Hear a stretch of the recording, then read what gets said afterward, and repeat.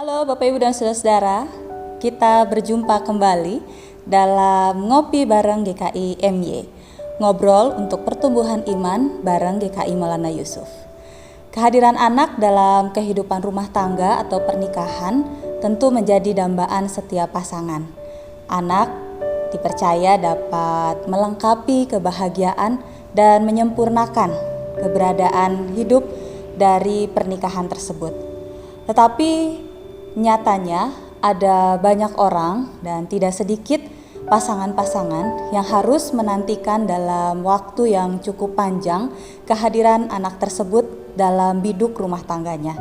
Dalam ngopi bareng hari ini, kita akan mendengarkan bagaimana pergumulan dan cerita dari seorang ibu yang menantikan kehadiran anak dalam usia pernikahan mereka yang cukup lama dan usia dari mereka juga yang tidak muda lagi. Seperti apa kisah dan pengalaman yang akan dibagikan? Mari kita ikuti bersama dalam Ngopi bareng GKI MY, ngobrol untuk pertumbuhan iman bareng GKI Maulana Yusuf. Ini dia Bapak Ibu yang kita akan dengarkan pengalamannya dalam menantikan buah hati bersama dengan pasangan. Ayo Kak, perkenalkan dirimu. Oh, kirain nggak ngapain. Ini karena udah lama nggak ketemu suka agak lupa-lupa gitu. Udah lama nggak ke gereja. Aduh, gimana ya?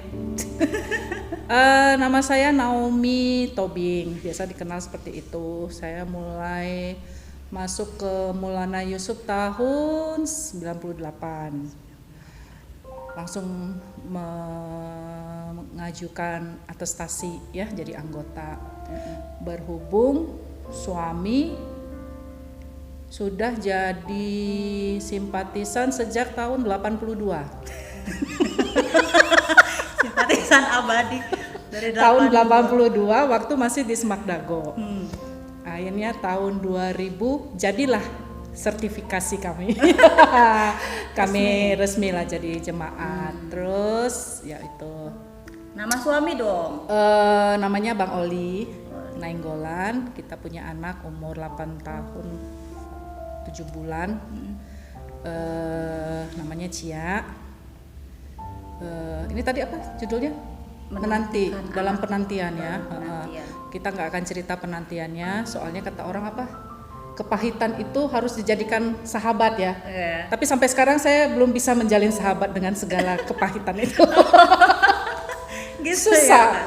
Ya, susah untuk diingat-ingat, ya sudahlah dilupakan saja. Kan setiap orang kan mempunyai apa sih beban dan apa ya permasalahan, pergumulan yang beda-beda. Tapi apapun itu netizen ini memang is the best, ya kan. Dalam menghakimi orang itu mereka is the best gitu ya. Tapi ya caranya apa nanti yang saya mau terangkan gitu ya. Kita mulai aja. Kalau 5 tahun pertama sama lah semua. Anda juga mengalaminya Bu ya. Iya. Kalau ada orang melahirkan, gitu ya. Kok bisa? Ya kan. Gitu ya? Kapan? May, maybe. Maybe September, maybe November gitu ya. Tapi sesudah itu lewat, kita mulai merasa bahwa bisa menerima. 5 tahun pernikahan belum bisa ya? masih gerasak gerusuk, masih pergi ke inseminasi lah, ini apalagi 5 tahun pertama pernikahan saya ada Jakarta ya. Tahun 2000 sampai 2005 kita pindah ke Jakarta. Begitu sertifikasi kita selesai, kita langsung pindah ke Jakarta. Terus sempat coba ke klinik yang sekarang jadi sempat selebritis ngumpul buat bayi tabung itu yang mahal ting. Dulu sih nggak mahal, paling cuma 5 juta gitu ya untuk inseminasi. Tahun nggak enak lah. Tapi gagal. Akhirnya sesudah gagal, sudahlah jalanin aja gitu. Ada ketakutan juga dari saya karena orang tua mama saya itu meninggal kena kanker. Jadi saya ada ketakutan lah ya yang dimasukkan ke dalam tubuh itu kan semuanya kimia ya, apapun juga itu namanya kimia hormonal, ada sedikit gitu. Tapi kemudian puncaknya 10 tahun saya nikah, saya ingat banget. Tahun 2008 saya terpilih jadi majelis. Ternyata disitulah saya harus bisa lebih memahami apa artinya pergumulan itu sebenarnya. Bisa di situ. Karena apa? Ya kita sama-sama belajar dan mengajari di kateksasi. Iya. Mau tidak mau saya harus lebih banyak membaca buku. Saya harus lebih banyak mencari ilustrasi untuk anak-anak katekisasi kita kan.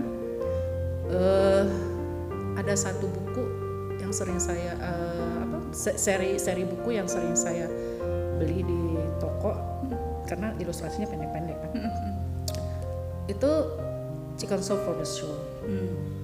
Dan ada satu cerita yang luar biasa yang benar-benar mengubah saya di titik nadir saya. Itu adalah pada saat cerita tentang seorang survival cancer yang menceritakan bagaimana dia bisa memahami dirinya, mengenal dirinya luar biasa. Dia self healing lah ya, misalnya seperti itu. Even dia harus ikut kemo dan segala macam. Jadi persiapannya benar-benar dia pada saat itu kanker rahim. Dia katakan kepada seluruh tubuhnya, "Hai, hari ini kita mau kemo, kita harus bantu ya rahim ini, kasihan dia sendiri. Hai tangan, kulit, nanti kamu ditusuk pakai jarum. Tak apa-apa ya, sakit, tapi kita harus berusaha demi si rahim. Ayo kita semangat. Hai mulut, nanti jangan muntah ya, makan yang banyak." Nggak ada gitu-gitu. Aku pikir bagus juga ya. Nah, tapi kan bukan hanya diri gitu. Masalahnya saya berhadapan dengan pencipta diri saya. Ada negosiasi tentang sesuatu yang hidup gitu. Ini menciptakan orang loh. Kecuali kalau saya minta pekerjaan atau apa, mungkin beda ya gitu. Ini soal hidup gitu. Ada makhluk hidup. Aduh, kayaknya gimana ya? Kayaknya saya harus mengenal dia lebih bagus lagi lah. Karena menurut saya percuma saya berdoa dengan tangis, dengan segala macam ya drama gitu-gitu ya. Kalau Tuhan bilang ini jawabannya, ternyata itu sangat mengecewakan, menyakitkan, aku bisa terima enggak? Gitu. Ya. Percaya atau enggak, gue sampai setiap habis saat teduh sama suami pagi-pagi, kita punya bacaan yang sudah dianggap kayak mantra. Itu 1 Samuel 1, bagaimana Hana menangis kepada Tuhan, menantikan Samuel, dan itu kita baca setiap hari, setiap habis saat teduh, udah kayak mantra, bayangin coba gitu ya. Tapi akhirnya aku pikirnya mungkin aku harus mengenal Tuhan dulu. Ya, aku harus mengenal Tuhan, apa sih rencana dia. Ya kita tahulah, bukan pendeta ya. Tapi saya bukan ngajarin Bu. Kan berbagi ini, ngobrol ya, untuk pertumbuhan iman. Aku mau. Jadi kita tahu kan bahwa namanya takdir, nasib orang itu kan itu seperti apa ya? Barcode ya dari Tuhan ya. Itu kan udah ada rencananya. Kan katanya God is the good planner. Gak ada yang bisa bikin plan itu perfectly. Gak ada. The good plan, the best malah. Dia bikin planning kita itu dari kita lahir sampai kita meninggal, ya. Ini isi apa? Barcode ini isinya apa? Yang kita tahu kalau barcode kan tinggal garis-garis. Kita nggak tahu bahwa di dalam barcode itu tercipta itu ada triliunan malah titik absis dan ordinat yang saling berkait, yang membentuk fluktuasi hidup kita, kadang up down gitu ya. Nah, masalahnya satu. Kita itu selalu fokus dengan apa yang kita minta, Kita inginkan ya. Fokus aja seolah-olah itulah yang prioritasnya kita. Sementara yang di lain-lain ini kita lupa. Ya. Kita kasih kerjaan, kasih kehidupan, kasih rezeki, pekerjaan suami oke. Dan puji Tuhan sampai 14 tahun penantian saya, kita tidak pernah punya pikiran untuk berpisah, nggak pernah. Tidak pernah sekalipun gitu, ya, atau merasa gimana gitu, kayaknya saling mencurigai, nggak pernah, tapi malah saling mendukung, karena itu yang penting kan sebenarnya, ya. Orang mau bilang apa, netizen mau bilang apa, nggak penting, ya. This is me, take it or leave it, gitu kan. Nah, kemudian masalahnya adalah timbul pada saat keinginan tuh begitu besar. Tuhan tolong. Nah, akhirnya saya belajar di penantian itu, saya belajar adalah kalau misalnya saya diberikan cepat punya anak, saya mampu nggak ya? Jangan-jangan saya masih hogah-hogah nih. Anak tinggal aja di rumah sama pembantu kan. Saya mau selfie dengan teman-teman di kafe, ketemuan ya begini, tinggal tanya pembantu, anak udah makan belum? Jangan ada kerjaan PR belum? Ntar ya, ibu mau pergi ke sana dulu sama temen. Apalagi kesempatan jadi penatua tuh luas sekali untuk pergi-pergi ya. Ada aja alasannya, layanan. Abis persiapan untuk kebaktian, kita mau lewat orang di rumah sakit. Abis itu kita kemana? Ini teman saya paling sering. Suka ngajakin gitu-gitu tuh ini. Ya kan? Nah, kembali lagi akhirnya saya belajar. Saya harus mengenal diri saya dan saya harus mengenal pencipta saya. Saya harus mengenal apa rencana dia gitu. Rencana Tuhan ke setiap orang itu sudah begitu bagusnya. Masalahnya apa? Tuhan itu sering sekali memberikan kebebasan kepada kita untuk mencapai tujuan itu. Silakan Bobo, pakai caramu. Kalau mau ikut aku, oke, gitu toh. Nah, begitu stuck, baru doa, gitu. Padahal kita lupa Tuhan itu hanya berpihak kepada kehendaknya, bukan kehendak kita manusia. Kehendaknya kepada barcode-nya, ya. Sampai akhirnya ada satu ketemu teman itu, dia katakan kepada saya mau datang bawa teman berdoa. Oh nggak apa-apa, saya bilang, lebih banyak mendoakan kita lebih bagus ya gitu ya. Even saya mau berangkat pergi ke Malaysia untuk bayi tabung, saya tidak pernah ngomong sama pendeta di sini. Saya pergi aja sendiri, diam-diam karena takut beban gitu loh. Mungkin bagi saya tenang aja jalan, tapi mungkin bagi mereka, aduh H2C ya, harap-harap cemas nih jadi nggak ya. Tapi walaupun saya bilang saya pasrah gitu.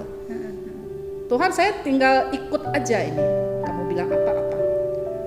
Nah sebelumnya memang dari 2008 sampai 2011 sebelum kami memutuskan itu, kita udah ini dengan keluarga. Kebetulan ada sepupu saya dokter. Dia katakan, ayo kalau mau adopsi, nanti kita bisa urus, kita dapat bayi yang bagus, the best, apa gitu segala macam. Tunggulah gitu ya. Ayolah sekarang, kamu udah mau 40 gitu ya.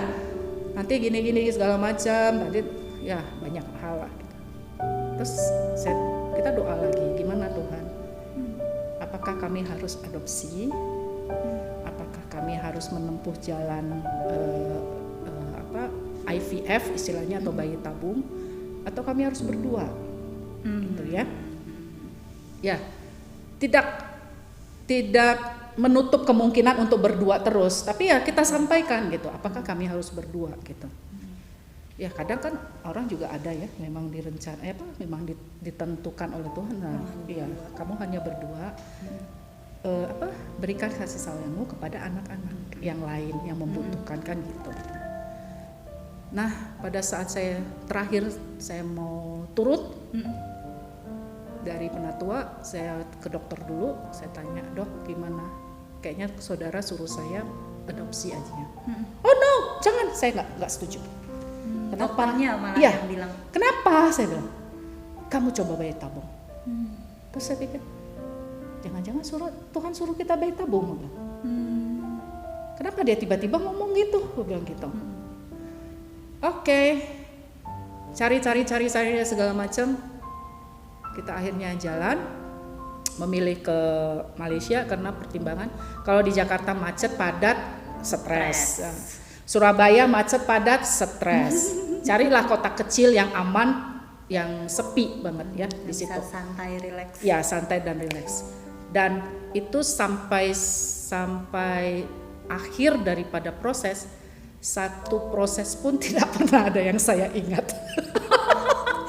kalau teman-teman saya itu ya banyak jemaat ya sesudah berhasil saya melahirkan banyak tanya, "Di prosesnya?" Nggak tahu. Itu saking menikmati, Pokoknya saya enjoy banget. Saya enjoy banget. Malah yang saya cari ke sana pertama kali saya nyampe, besoknya saya datang ke rumah sakit, tapi sebelumnya saya bilang sama drivernya, bawa saya ke gereja yang paling dekat di mana. Akhirnya dapat Methodist Wesley. Oh my God, saya kembali lagi kampung halaman. ke kampung halaman saya. Dan saya langsung minta, apa yang bisa saya lakukan di gereja ini? Karena waktu saya banyak banget di sini. Berapa lama waktu itu di Malaysia, Kak? Sebulan lebih? 2 bulan. Oh, malah 2 bulan ya? Kalau dari Januari 2011 tuh masih datang pergi. Tapi sesudah bulan Maret saya memutuskan untuk stay di sana aja. Karena capek ya. Ya. Pada saat itu juga belum ada penerbangan langsung kan dari sini kita harus ke Jakarta. Transit dulu. Iya, terlalu capek gitu. Dan saya bilang saya mau kerjain apa segala macam. Saya suruh nyapu gereja juga nggak apa-apa. Daripada saya pusing saya mau ngapain. Lo kamu ngapain di sini? Gitu. Datang ke sini mau ngapain? Saya cerita gini. Nggak boleh capek gini. Saya tetap yakin kalau memang Tuhan sudah tunjukkan ini, tubuh saya akan dikuatkan. Tapi bukan berarti saya anggap enteng, enggak. Ya. Saya mulai doa, semua tubuh saya doain. Kita mau persiapan ya, si Rahim harus mau ini, nanti bentar lagi ada bayi dan segala macam. Kita pada saat mau masuk obat, mau suntik segala macam, sakit nggak apa-apa. Oke, kita jalani. Saya jalan dengan tenang banget. Sementara teman-teman yang satu grup yang ketemu di setiap hari kan tuh masih BBM kan. Kita katanya nggak boleh makan ini loh. Kita nggak boleh makan ini. Kita nggak boleh minum ini segala macam. Gue matiin aja. Karena Umi makan apa aja? Nggak ada. Pokoknya gue mau makan apapun yang gue makan semuanya. Gitu. Bebaskan dirimu. Iya, saya yakin kalau memang Tuhan sudah buka jalannya, dia pasti buka dengan apa? Even saya harus kehilangan temannya Cia ya pada 7 minggu. Satunya karena jantungnya tidak berfungsi dengan bertumbuh dengan baik, dan dia harus diluruhkan agar tidak mengganggu yang sehatnya. Tapi puji Tuhan saya bilang gitu. Ya. Jadi sebenarnya intinya yang saya dapat itu adalah bagaimana kita mengenal Tuhan dengan baik lah. Itu aja sebenarnya. Tuhan lu udah bikin planning gue dari gue hidup sampai mati ini. Gue pengen ikut deh, gitu. Gue pengen ikut aja. Apalagi pada saat nggak gampang loh. Saya udah 50, udah kepala 5 ngedidihin anak yang udah mau ABG itu, gitu ya. Dia sekarang udah mau masuk masa puber, udah mulai cueknya, udah mulai di situ emosinya. Tapi saya pikir Tuhan aku serahkan ya anak, karena dari awal aku sudah berserah, gitu. Ya, aku sudah berserah. Even misalnya pada saat itu pun misalnya gagal, aku sudah pasrah gitu. Pasrah bukan berarti pasrah bukan berarti menerima aja gitu, enggak. Iya. Karena saya tahu mungkin pada saat perjalanan hidup saya ini mungkin ada agak yang nyelempeng kali ya, yang agak menyimpang dikit gitu. Tapi ya konsekuensinya aku harus terima. Mungkin kalau gue kawin dengan si B, mungkin gue bisa dapat anak lebih cepet. Atau mungkin gue gak kawin sama sekali gitu ya, bisa aja. Tapi ya itulah yang tadi saya bilang, dalam menjalani setiap rencana Tuhan itu ya karena Tuhan kasih kesempatan buat kita. Yuk mau jalan sendiri, monggo, ya kan? Yuk mau jalan dengan saya, ayo. Tapi percaya kepada saya, itu, ya kan? Jadi ada satu hal juga yang akhirnya saya pikir saya perlu bagikan juga ya buat para pejuang garis dua ya, garis biru.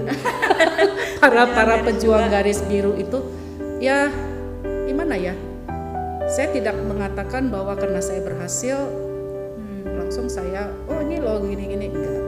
Yang penting apa, kenali dulu, jalin dulu hubungan Anda dengan Tuhan sebaik mungkin.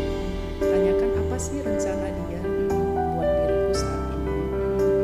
Kalau memang aku harus mempunyai anak dengan adopt, terima. Kalau aku harus menempuh dengan cara bisa mempunyai sendiri, ya berkatilah dia di dalam pertumbuhannya di rahim saya. Tapi kalau memang saya harus menerima, saya harus berdua dengan suami saya mau berikan kami sukacita gitu. Damai sejahtera. Iya, itu saja gitu. Karena kalau kita berdoa dengan begitu juga, gimana ya? Yang berdoa kan bukan kita doang ya.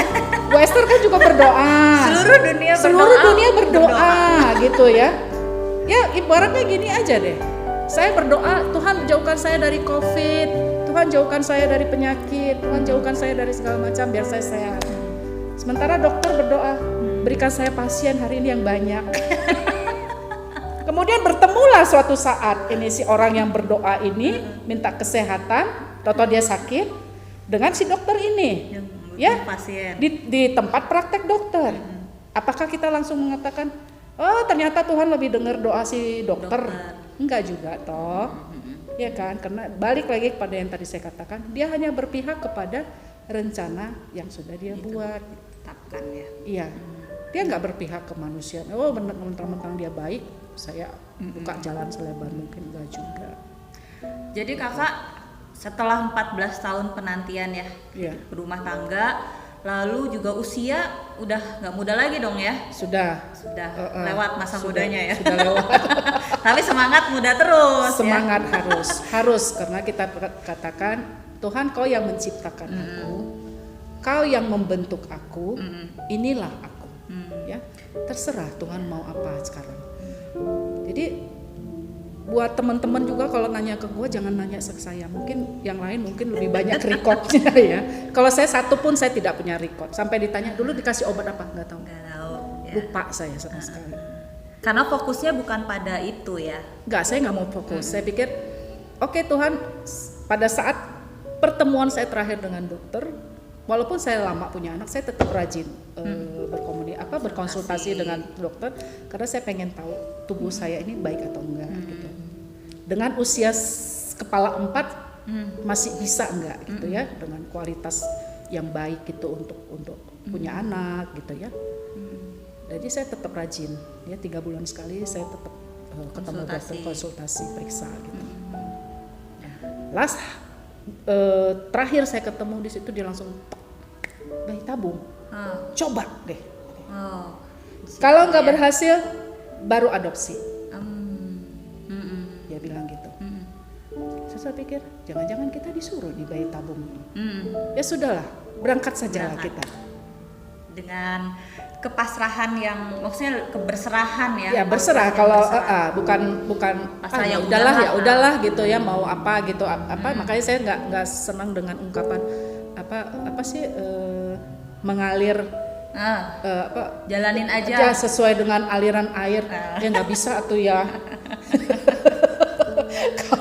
Kalau airnya tiba-tiba deras gimana? Hanyut deh kita gitu ya. Tapi ya yakin gitu bahwa Tuhan nggak akan buat aku menderita gitu ya. Tuhan nggak akan tinggalkan aku gitu. Nah sampai sekarang pun pada saat saya ada masalah atau apa, kayaknya lebih enak gitu. Aku lebih kenal siapa dia gitu. Dibandingkan orang lain gitu ya. Even orang bilang ada yang lebih lucu lagi.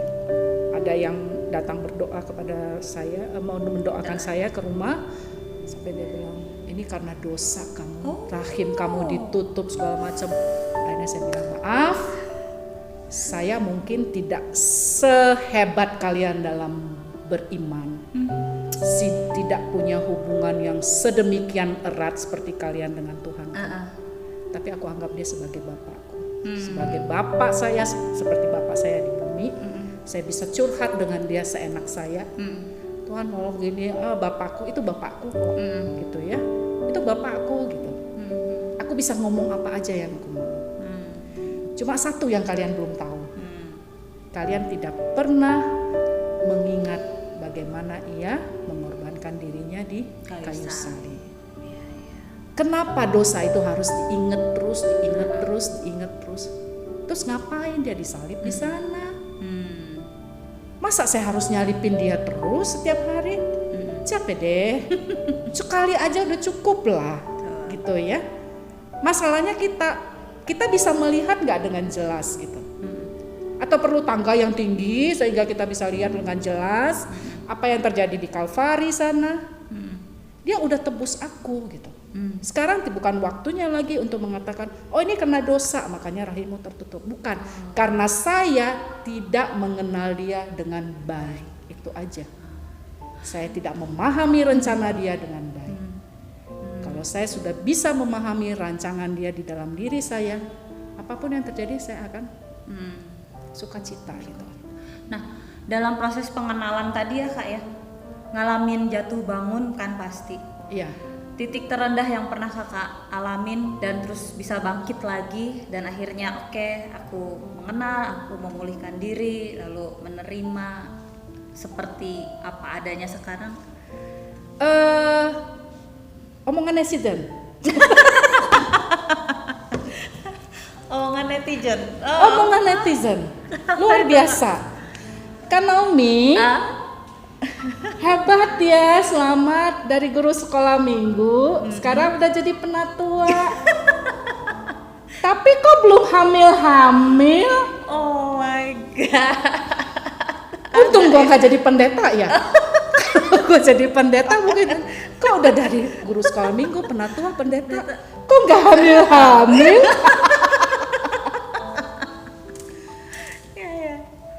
Gak tahu sekilas ya, gak tahu apa mungkin karena saya terlalu jenius untuk ngobrol ya. Jadi ide untuk membalas omongan orang tuh cepet gitu. Dan mungkin karena modelnya nyablak ya. Terus saya bilang, saya bahagia ibu. Saya bahagia Tuhan kasih ujian kesabaran ini. Seolah-olah saya hampir sama dengan Ayub. Saya bahagia bu. Kok belum dikasih anak kok bahagia? Saya bahagia. Because I am the chosen one.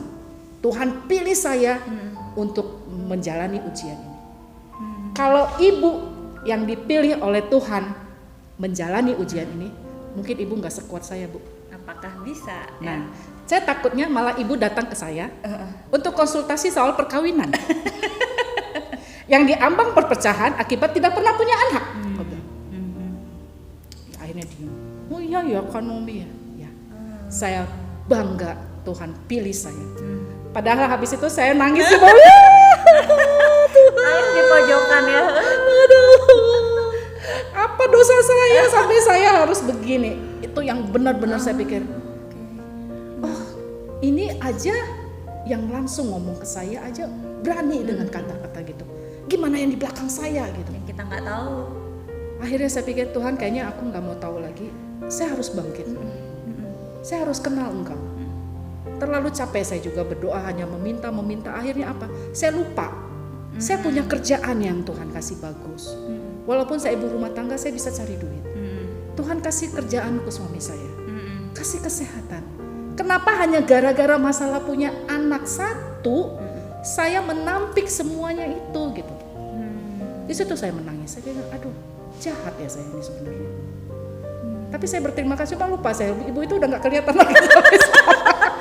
Bu, Bu, masih ingat saya bu? Karena ibu, karena Naomi bisa bangkit dan lagi. seperti sekarang ini ya. Saya cuma pengen tahu apakah ibu itu sekarang dapat ujian apa ya? Aduh, seru banget memang nih ya Bapak Ibu kalau udah ngobrol sama Kak Naomi tuh kayak gini lah. Kadang-kadang nanti saya susah juga nih buat ininya ya, sortirnya ya. Gimana loh? Tapi kita ulang aja lah. Janganlah. Kan yang dibagikan ini adalah sesuatu yang membangun ya Bapak Ibu, sesuatu yang gak semua orang kadang-kadang kan gini kan Kak, menyampaikan sesuatu ada yang dibalut dengan kata-kata manis. Nah, tapi ini tipenya Kak Naomi nggak gitu. Ya, dia manis tapi pedes kayak permen jahe gitu ya. Ada manisnya tapi pedesnya juga dapat gitu ya. Biasanya orang nyablak itu hatinya sumurni, hatinya murni. halus nah, itu. seperti salju. Karena ini Kak Naomi yang penting juga ya, Kak Nomi bisa kasih semacam apa sih yang pengen Kak Nomi sampaikan gitu ya buat Bapak Ibu dan saudara yang ikut ngobrol bareng sama kita sekarang tentang rencana Tuhan, tentang tadi ya mengenali diri dan juga mengenal Pencipta untuk pergumulan-pergumulan ke depan, karena kan setelah Cia ada gitu ya bertumbuh ke depan akan ada lagi masalah-masalah yang lain ya. Kak Nomi semakin tuwir semakin matang tadinya saya tuh mau bilang katanya tuwir gitu ya. Bang Oli juga apalagi pandemi seperti sekarang ini ada mulai ketidakstabilan ekonomi atau juga emosi dan lain sebagainya. Apa sih yang Kak Nomi bisa bagikan untuk menguatkan kita semua? Ya, Bapak Ibu Saudara semua, memang ya kadang-kadang katanya kan life is a mystery ya. Ya, hidup itu seperti misteri. Kita tidak tahu apa yang terjadi di depan, kita tidak tahu tiba-tiba yang tadinya Januari masih enak, begitu Maret kita langsung kuarantin, ya putarnya cepat. Tapi percayalah, apapun yang terjadi, Tuhan tidak akan pernah meninggalkan kita. Life is mystery. But it is beautiful if you can see from another side. Jangan hanya lihat dari sini.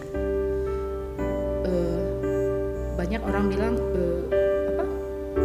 ya kamu ngomongnya bisa karena sudah mengalami. Saya bilang, sakitnya saya gak akan cerita. Karena saya bukan pengkhotbah. Yang bisa menceritakan segala macam menarik jemaat.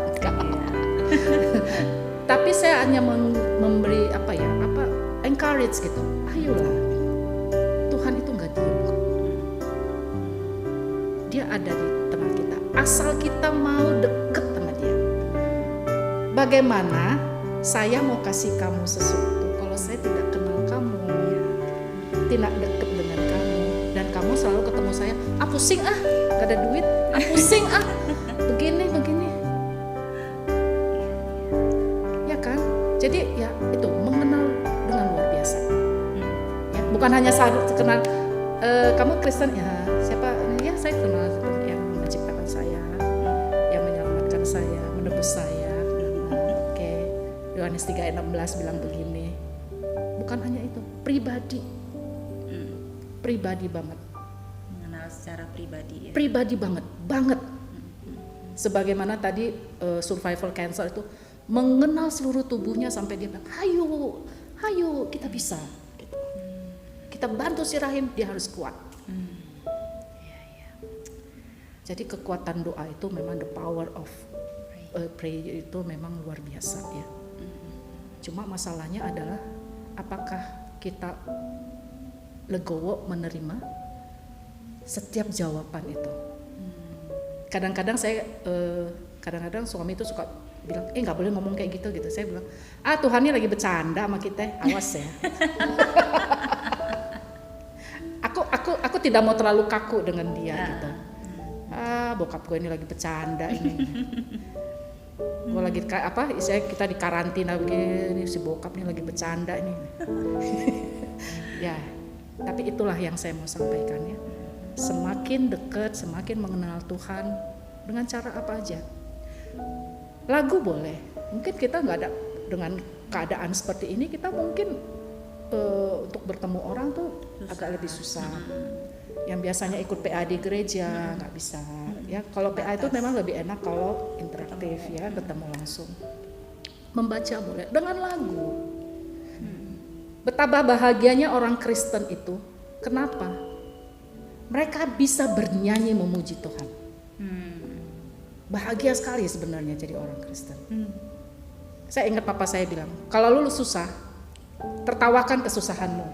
Kemudian lu nyanyi, walaupun air matamu di mana-mana. Aku bernyanyi bahagia walaupun dalam keadaan nangis, gitu. Ya. Dengan lagu aja kita bisa mendekatkan diri kepada Dia. Gitu. Kuncinya jangan lepas komunikasi dengan Tuhan. Benar, Ya. apapun bisa deh gitu ya. Membaca Alkitab, berdoa, Banyak cara banyak ya cara untuk bisa sebenarnya. berkomunikasi. Iya. Pokoknya kenal dia aja deh. Dia pasti mengenal kita dengan baik. Sebenarnya dia sudah kenal kita, cuma dia agak-agak cuek. Lu mau nggak sih kenal gue gitu ya? Kayak ini dah apa pandangan pertama gitu ya. Iya. Habis ini gue mau tembak nggak ya gitu kan? Ya begitulah Bapak Ibu saudara-saudari sekalian,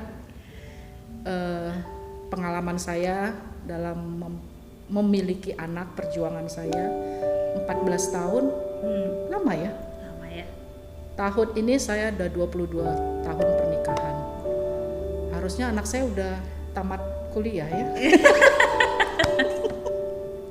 Tapi sekarang dia masih SD kelas 3. Ya jalanin saja. Ya. Whatever will be, the future is not us to see. Kita ada Tuhan kok. Even sekarang juga jangan kira begitu saya punya anak saya selamat dari omongan netizen. Tetap ada netizen itu. Tetap ada juga yang nyerempet di telinga burung-burung berkicau. Ya kan? Kok bisa berani ya bayi tabung udah tua-tua begini. Ntar kalau udah anaknya kalau udah meninggal nanti anaknya siapa yang nyekolahin? Halo, saya punya Tuhan. Tapi bukan berarti saya serahkan dia ke Tuhan, enggak. Kita ada planning. Ada planning semua. Itu kan semuanya rencananya udah. Sekarang kalian bersyukur 14 tahun. Ya lumayan lah gue bisa nabung dulu itu ya. Ya kan? Ya lumayan gue bisa nabung dulu. Jadi pada saat nanti anak saya mau kuliah atau apa, saya semuanya sudah disiapkan. Jadi tidak ada yang apa ya istilahnya? Tidak berguna atau apa ya, tidak ada waktu yang sia-sia gitu ya. Kan Tuhan di Alkitab juga dibilang ya, kadang-kadang pergunakanlah waktu itu dengan sebaik-baik, bijaksana gitu ya. Bapak Ibu semangat, terutama pada para pejuang 2 garis biru. Harus tetap semangat, apapun jawaban Tuhan terimalah itu sebagai bagian dari rencana Tuhan di dalam kehidupan kita. Ya. Baik atau buruknya selalu ingat bahwa Tuhan tidak akan pernah meninggalkan saya. Gitu. Ya. Oke. Makasih banget ya. Saya sampai nangis loh. Makasih banget Kak Naomi, sebuah pengalaman iman yang sungguh-sungguh nyata ya Bapak Ibu. Semoga berguna bagi kita, mencerahkan sekali tentunya, dan sukses Kanomi buat cateringnya ya. Amin. Buat Bang Oli juga salam. Amin. Buat Cia juga. Terima kasih Jadi disampaikan. anak bertumbuh dalam iman, takut akan Tuhan. Amin. Bapak Ibu dan saudara, sekian sapaan ngopi hari ini dari saya dan juga Kanomi. Kiranya apa yang disampaikan berguna bagi kita, dan terutama dalam pertumbuhan iman di dalam Tuhan, kita saling menguatkan dan mendukung satu dengan yang lain. Selamat melanjutkan aktivitas kembali di hari ini. Tuhan Yesus memberkati.